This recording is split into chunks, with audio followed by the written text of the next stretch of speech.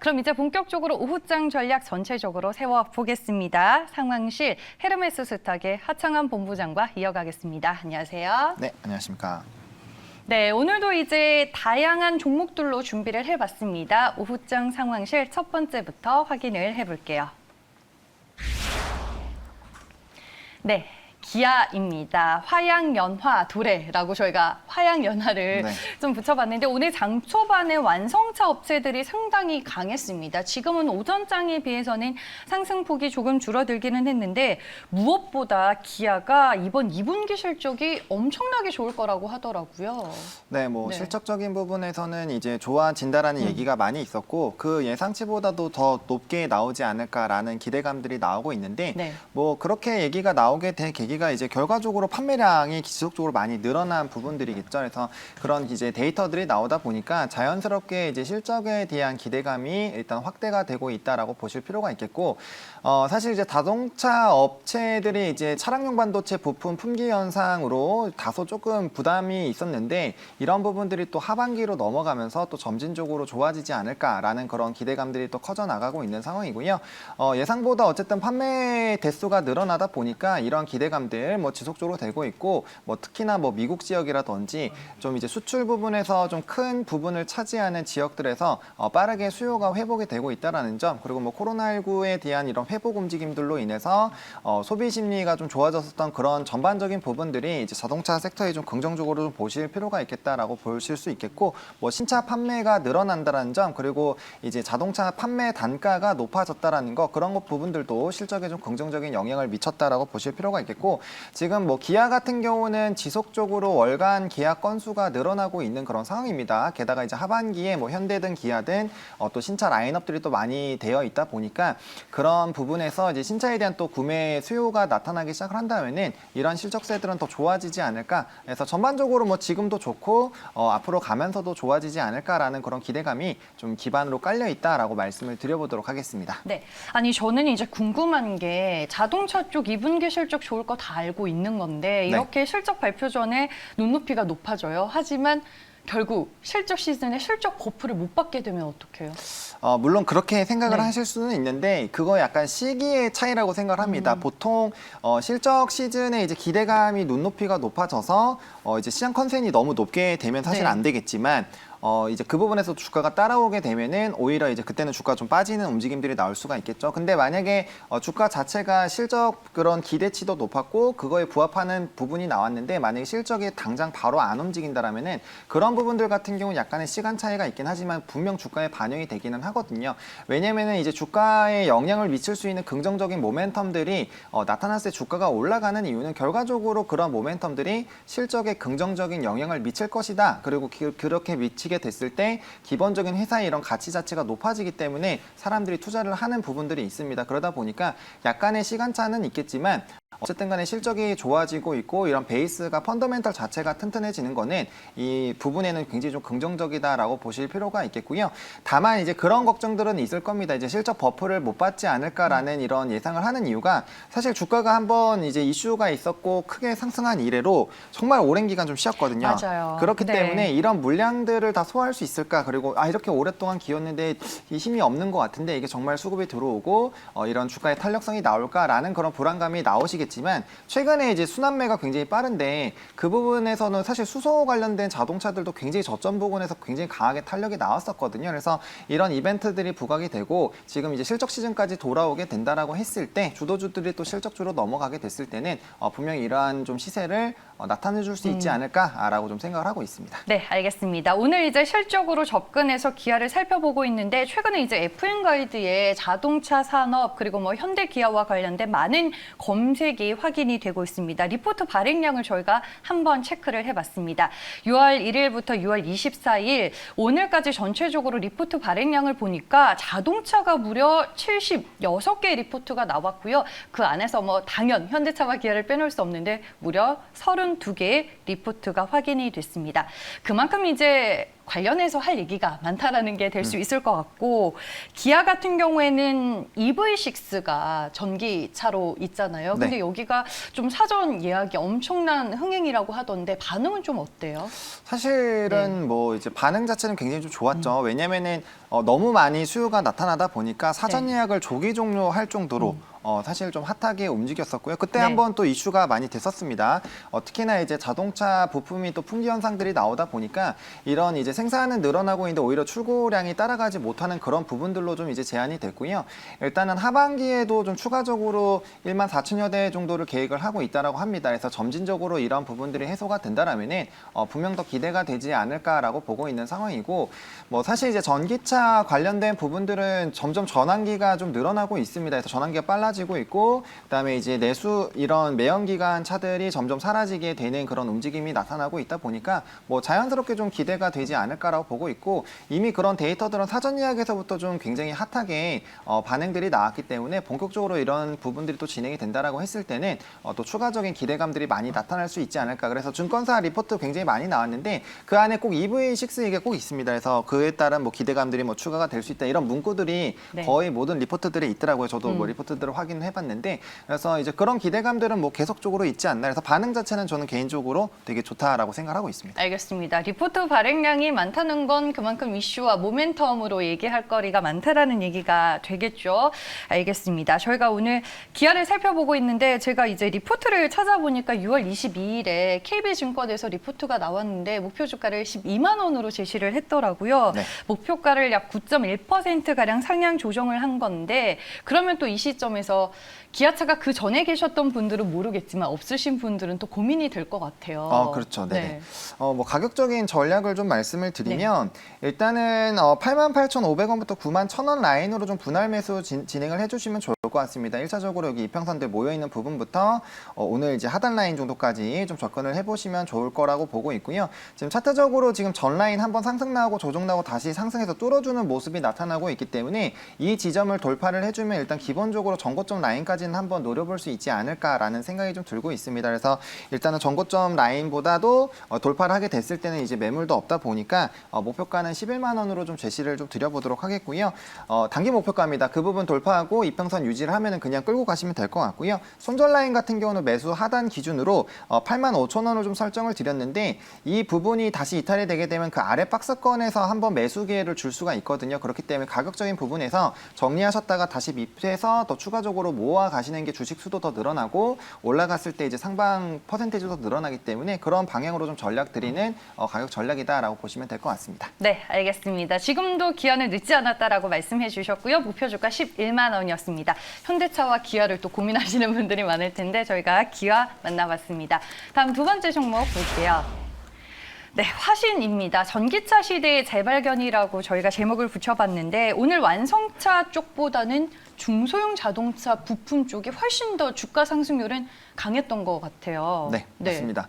일단 뭐 화신 같은 경우는 일단 뭐 현대 기아 주력으로 하고 있는 뭐 이런 회사입니다. 그러다 네. 보니까 완성체 업체들이 좀 움직이게 되면은 자연스럽게 이제 관련된 회사들의 움직임들이 나올 수밖에 없습니다. 근데 이제 뭐 이 화신 같은 경우는 매출 비중이 거의 이제 현대 기아에 집중이 되어 있다 보니까 그에 따른 좀 기대감들이 커지고 있다라고 보실 필요가 있겠고, 아마 이제 자동차 섹터가 계속 좋게 되면은 뭐 아마 비슷한 계열에 있는 그런 또 이제 부품 업체들, 뭐 현대 모비스부터 시작해서 다 좀 움직임이 나타나지 않을까라고 생각을 하고 있고, 이미 뭐 주가도 어느 정도도 좀 움직였습니다. 그래서 네. 완성차 움직임들에 굉장히 좀 민감하게 반응을 해볼 수밖에 없다라고 보실 필요가 있겠고, 일단 이 회사는 자동차 샤시 부분을 좀 집중적으로 하고 있는 부분, 샤시? 네, 셋이라고도 하고요, 뭐 샤시라고도 하는데, 네, 그 리포트마다 그것도 좀 명칭이 네. 좀 다르더라고요. 네, 그래서 그렇게 좀 이해를 해주시면 될 것 같고, 그래서 어쨌든 자체 부분에 대한 이런 수요가 많이 늘어날 것으로 기대가 되고 있는 상황입니다. 그래서 그런 부분들을 좀 집중적으로 하고 있는 회사다라고 보시면 될 것 같고, 또 친환경 수소랑 전기차에 관련된 그런 부품들도 굉장히 오랜 기간 좀 연구를 한 회사다라고 보시면 될 것 같습니다. 그래서 이번에 새롭게 뭐 나오는 그런 이제 아이오닉 5라든지 EV6에도 좀 부품을 납품할 것으로 좀 예정이 되어 있는 그런 상황이고요.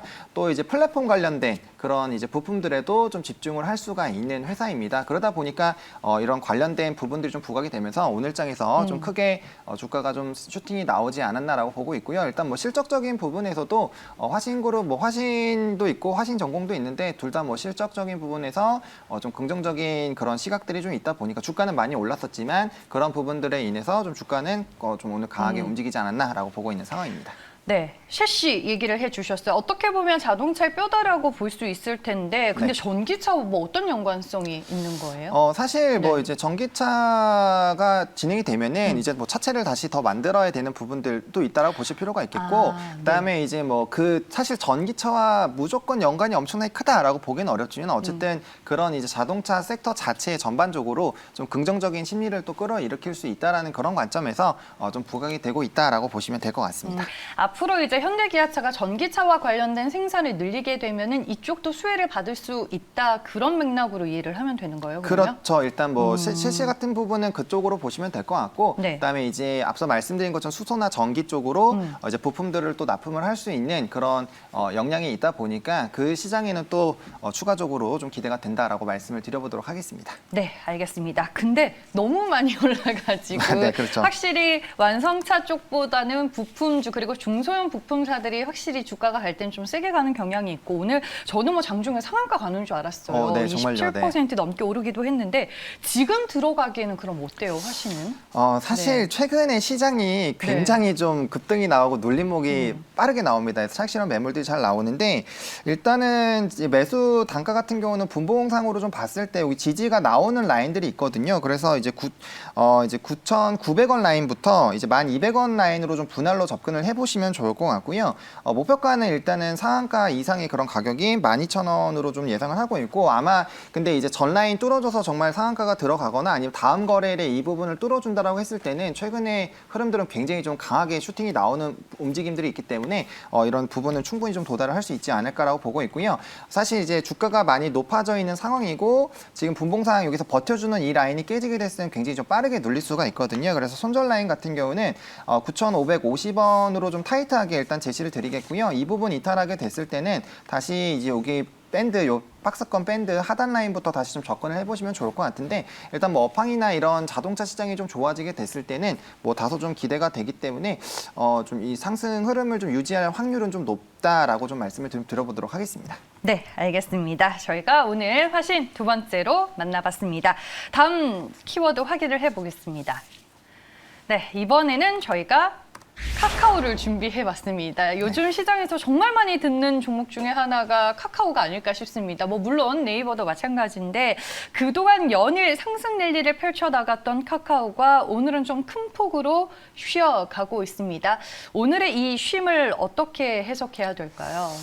사실 조금 이 부분이 이제 지나고 나서 나중에 다 또 상승하는 움직임이 나오면 이제 아름다운 조정이라고 얘기가 나올 수가 있겠고요. 또 그게 아니고 상단에서 이제 하단으로 좀 눌리기 시작을 하면은 이때가 이제 개인들의 물량이 많이 나오면서 뭐 고점이었다 이런 얘기가 나오겠죠. 근데 일단은 제가 봤을 때는 5일 이동 평균선을 깨지 않는 움직임이 아직까지는 좀 유지가 되고 있는 상황이다 보니까 아직까지는 그래도 좀 괜찮지 않을까라는 생각이 좀 들고 있습니다. 일단은 뭐 카카오나 네이버 둘 다 주가가 굉장히 좀 올라가고 있는 상황인데 사실 이제 플랫폼 회사에 대한 전망은 굉장히 좀 좋습니다. 앞으로 거의 모든 분야의 사업으로 좀 뛰어들 수가 있고요. 또 지금 카카오 같은 경우도 이벤트들이 워낙 많이 있다 보니까 보통 액면 분할 이후에는 솔직히 좀 빠지는 종목군들이 훨씬 더 많거든요. 보통 대부분은 빠졌다가 다시 올라오는데 그런 조정도 거의 없이 카카오 같은 경우 정말 세게 움직이고 있는 상황입니다. 그래서 일단은 지금 오름폭에 비해서 이 정도는 뭐 아직 조정이 시작됐다라고 보기는 좀 어렵고요. 이런 성장성이나 모멘텀으로 봤을 때 중장기적으로는 충분히 더 상승 가능성이 좀 높은 상황인데 단기적으로 일단 이평선들을 크게 이탈하지 않고 이제 이평선의 기울기들이 크게 무너지지 않는다라고 한다면은 저는 충분히 좀 괜찮지 않을까라고 보고 있고요. 그래서 뭐 지금 상태는 오늘 일단 마감장까지 좀 지켜보고 다음 거래일 좀 그 장 초반까지는 움직임들을 좀 지켜봐야 정확하게 좀 방향을 좀 체크할 수 있지 않을까라고 보고 있고요. 만약에 조금 뭐 신규로 접근하고 싶으신 분들 같은 경우는 뭐 11선 근처부터 조금 더 관심을 가져보시는 게 좀 좋지 않나라는 일단 개인적인 생각을 하고 있습니다. 네, 역시나 오늘 카카오의 하락을 개인 투자자분들 입장에서도 많이 궁금해 하시는 것 같습니다. 뭐 외국인이 털고 나가고 있다 이렇게 채팅방에 댓글 남겨주신 분도 있고요. 그와 더불어서 HMM처럼 혹시 될까요? 라고 여쭤보시는 분도 있거든요. 네. HMM처럼 될 확률은 저는 굉장히 높다라고 봅니다. 근데 물론 이제 그 상승 탄력의 그런 흐름들이 네. 그렇게까지 계속 지속될지 여부는 좀 지켜봐야 되겠지만 이 플랫폼 관련된 회사들의 전망은 저는 굉장히 좀 좋게 보고 있거든요. 그래서 사실 이제 삼성전자 같은 경우도 조정들은 계속 있었지만 액면 분할 이전 가격으로 치면 정말 많이 올랐잖아요. 그런 것처럼 이런 카카오나 네이버 같은 경우도 플랫폼이 가지고 있는 힘 그리고 실적적인 부분이나 앞으로 정말 다양한 사업군들을 영위할 수 있는 거 그리고 구독 경제 형식으로 계속적으로 수익이 발생되는 그런 여러 가지 부분들을 본다라면은 충분히 우상향하는 흐름들은 유지가 될 수 있겠다. 다만 너무 그렇게 계속적으로 급하게 움직이기보다는 사실 HMM 같은 경우도 한번 크게 시세 나오고 좀 조정이 나오다가 다시 한번 2차 상승이 나왔거든요. 그래서 그런 약간의 조정과 좀 심 흐름이 있는 다음에 올라가는 것이 훨씬 더 좀 상승 부분에서는 좀 좋을 수가 있기 때문에 그런 부분들은 좀 참고를 하셨으면 좀 좋겠다라고 말씀을 좀 드려보도록 하겠습니다. 저는 카카오와 네이버를 가는 거를 보면서 제 개인적인 의견입니다. 카카오는 정말 개인 투자자분들이 좋아하는 종목, 네이버는 기관 네. 투자자들이 좋아하는 종목, 이게 좀 확실하게 느껴지더라고요. 네. 그런 게 좀 주가에도 어느 정도 반영이 되나요?